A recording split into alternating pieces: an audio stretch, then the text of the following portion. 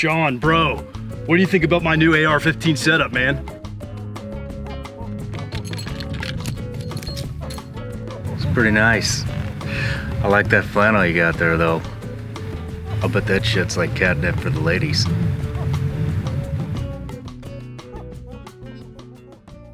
All right, so we're gonna talk about AR15 setup. So, just like everything else, I like to keep shit fucking simple. I'm not the dipshit that runs around with 2 flashlights on my rifle, 1 IR, 1 white light, a laser, a visible laser, magnifier. I don't do all that shit. I like as slick as possible. So I'm gonna give you 2 different setups here. One being pretty much the exact same setup that I used to use in the SEAL teams and in the CIA. And then the one that is actually fucking practical, I think, for being a civilian. So we'll start with the military shit, all right? So, military. I always ran a single point sling until they came out with single to doubles, which I actually made one myself. But this one is Blue Force. But honestly, one thing, if you guys haven't noticed, that happens in the gun industry, somebody comes out with something and then the whole fucking community has the exact same thing. So don't get wrapped up around it. Everybody has these, all right? I just look for the cheapest one and that's it. But I like single to double. I always shoot single point. The only time I use double is when I want to secure it tight so I can, you know, save a casualty or put a breach a door, or plant a bomb, or working on something. I like it nice and tight, sucked up to next to my body, especially when I'm climbing over walls. That's actually why I wound up making my own, because I'd be climbing over walls trying to sneak into a sniper hide, and my fucking gun would come loose from a weapons catch, and the next thing you know, it's hitting a metal gate and the whole goddamn neighborhood wakes up. So I started using single to double so I could secure it and move around smartly. So I always keep a tourniquet on my buttstock. I didn't make that up. I got it from a friend of mine who was in the SEAL teams. He was doing it, and I said, why the fuck do you have a tourniquet on your buttstock? And, you know, it makes a hell of a lot of sense, because you don't go anywhere with your gun, and if you get fucked up, chances are you're probably in a gunfight. So it's always gonna be right there, right next to you. You just rip it off the rubber bands and put the damn thing on. So you will have to replace the rubber bands every once in a while too, because they're gonna get worn out and they'll break. So I replace them every once in a while.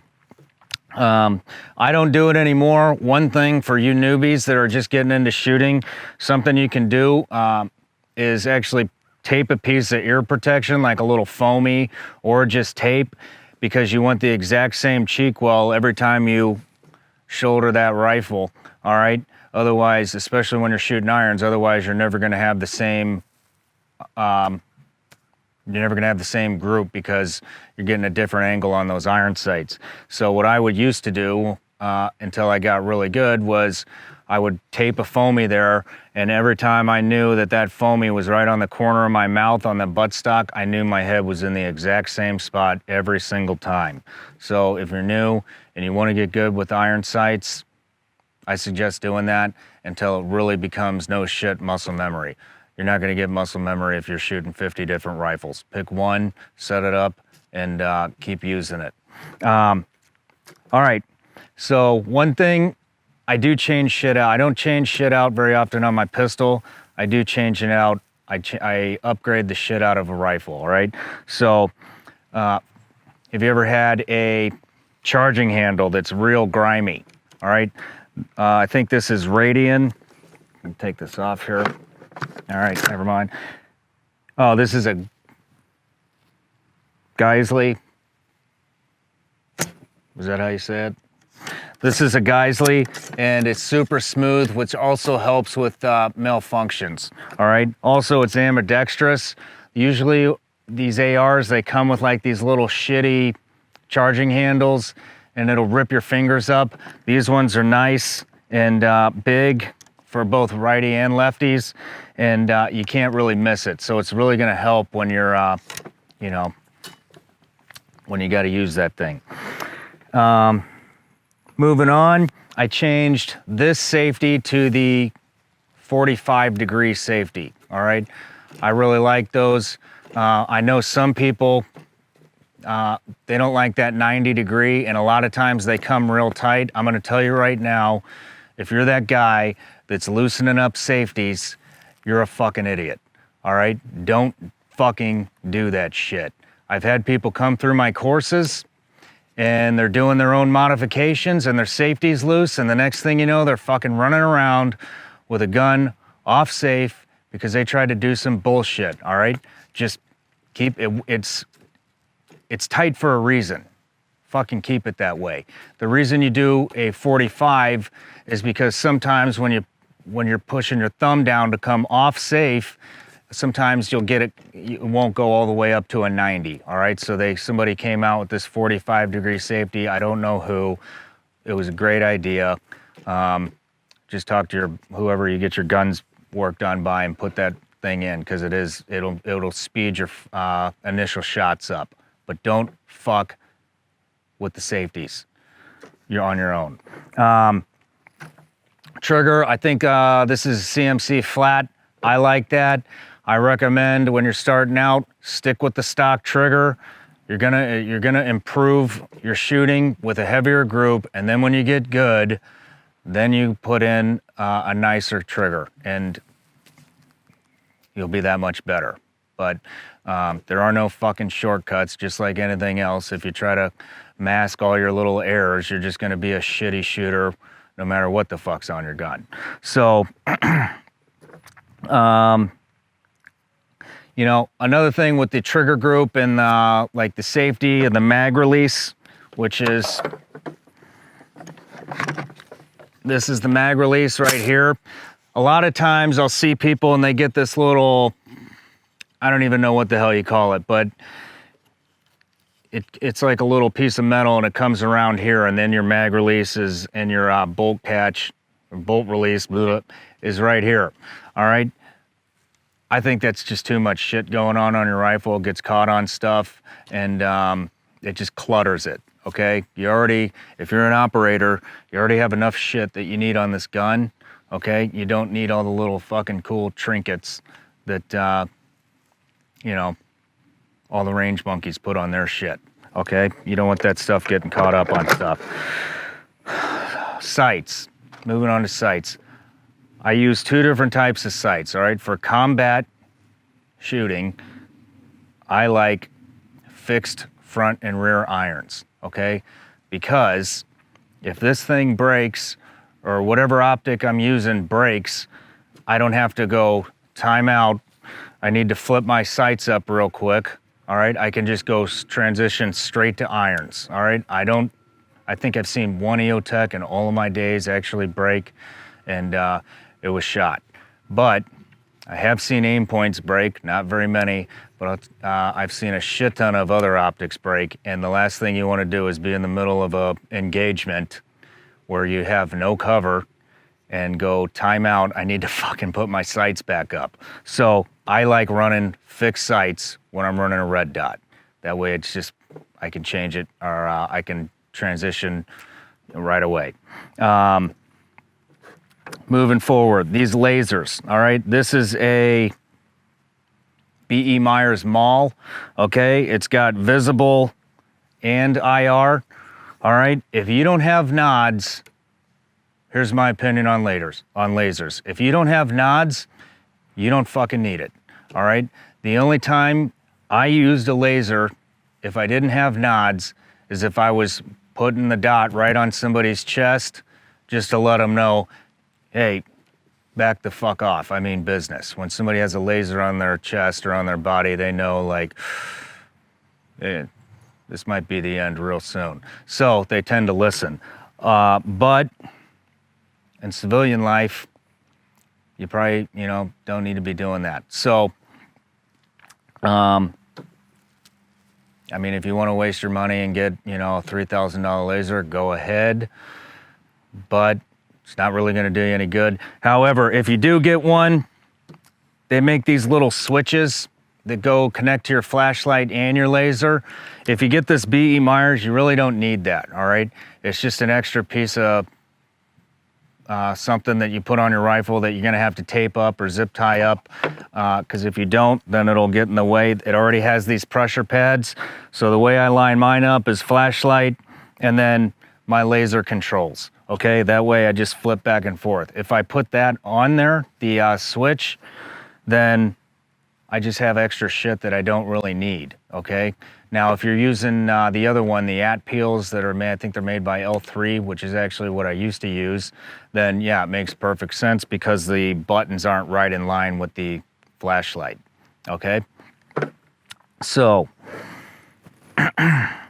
grip, forward grip. Come on, all right. So, forward grip, this thing right here. All right, the broomstick.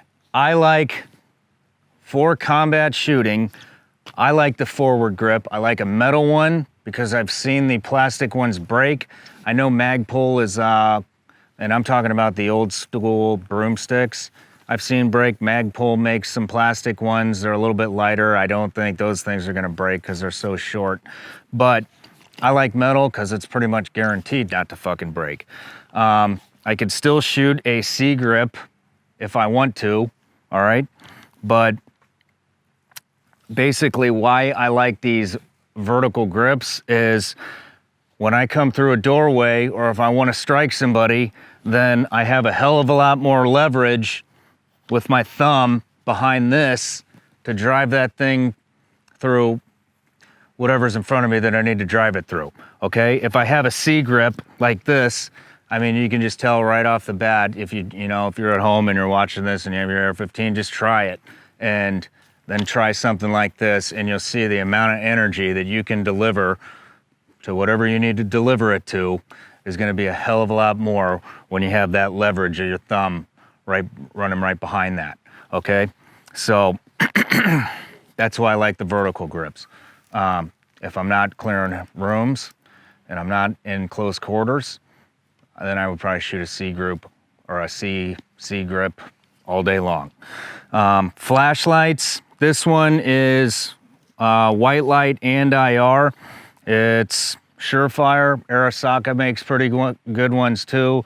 I don't think it really fucking matters. I haven't had problems with either one. One thing you can do with these, if you don't have a cover, an IR cover, which are pretty much outdated now, and is to keep that glass kind of like clean, otherwise it's going to have carbon buildup because you want this thing forward. Take a little bit of weapons lube and just kind of smear it over the glass part of your flashlight, and then when it gets too dirty and your light starts dimming down, you just fucking wipe it off and put some fresh lube on there, and it'll keep that glass nice and clean and visible. So I run a pressure switch on my Surefire, all right? And it's got a constant on and off right here.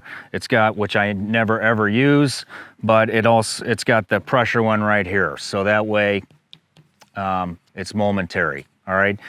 When you start putting lasers and lights and all this kind of stuff on here, you wanna make damn sure you know which switch does what. The last thing you wanna be is on and op, or you're trying to stay stealthy and you have a fucking light AD, all right? You wanna see a pissed off team of dudes have a light AD when you're in the middle of an op.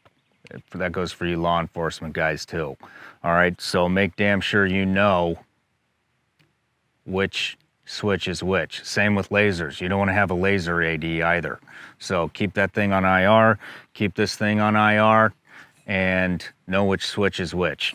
Okay, so moving forward back to sights, because I kind of got off track there.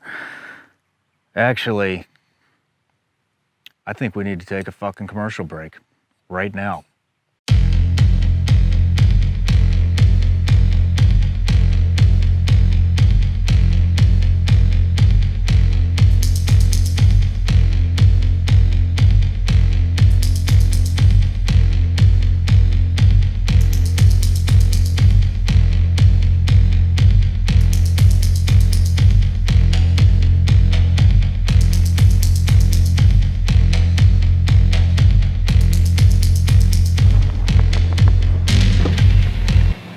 Hey, bro, where'd you get that hat?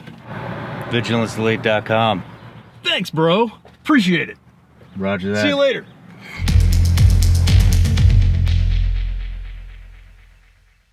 All right, welcome back from the commercial break. So, back to sights. All right, EOTech. It's what I like to use, all right? I've seen one of these things break, and it was shot, and that's it. I know there was like some rumors going on, or I don't know, something about altitude or cold weather makes them deviate.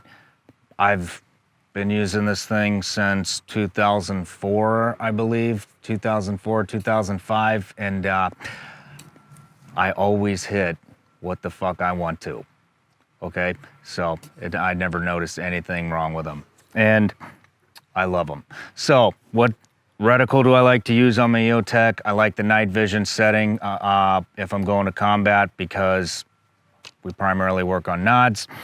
But for civilians, I would probably save the money and not get the night vision one, because I'm not going on any ops as a civilian. But I like the single dot with the circle reticle around it. Now they have green. I get a lot of questions, green or red, what's better? Here's the deal, you're overthinking it. It's a fucking dot.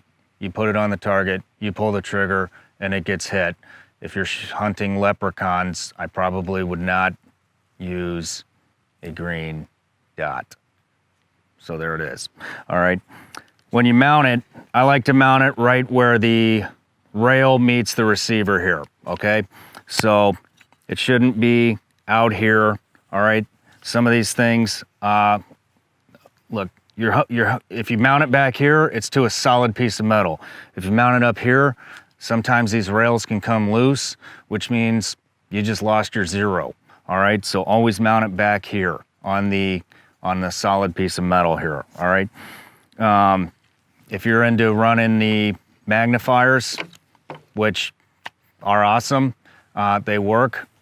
You just flip them up. I don't have one because I don't really use it, but they are really good. Aimpoint has them, EOTech has them. I don't know if anybody else does, but you want to make sure you leave enough space here so that you can take it on and off and be able to flip that magnifier up without catching onto this thing, okay? Suppressors. What suppressors are the best? I don't know. But when I look for in a suppressor is, I'm not looking for what's the quietest thing, all right? These things are primarily to hide flash and muzzle flash, because if you're shooting at night, if you don't have a can on and you get a big fireball, well, guess what? Everybody knows exactly where the fuck you are. What do they think they're gonna aim at? Probably the fireball. So you put this thing on, it covers that muzzle flash, or now they make these other ones that they pretty much hide the muzzle flash, which actually, these things are pretty heavy. As cool as they look, they're not fun to pump around. They make your gun longer, and which means less maneuverable. So one thing we did when I was in the SEAL teams is we got those, I'm having a brain fart, but muzzle attachments. It hides the flash, doesn't do anything to the noise, but you're not running around with this big girthy looking piece of equipment here. So, but you can communicate a lot better with them on. So anyways, I don't look for what's the quietest suppressor. What I want in a suppressor is something that doesn't change my zero, whether it's on or off, okay? Which this one does change, I found out. This is in advanced armament, so I wouldn't recommend this. The ones that I like are Surefire, and we had some other ones that were, I think, were Knights, and I never had to change my zero. If I didn't want to run this, I'd take it off. My zero with my EOTech was exactly the same as it was with the suppressor, all right? So that's what I look for when I'm hunting for a suppressor, is something that's not gonna deviate my zero, whether it's on or off. All right.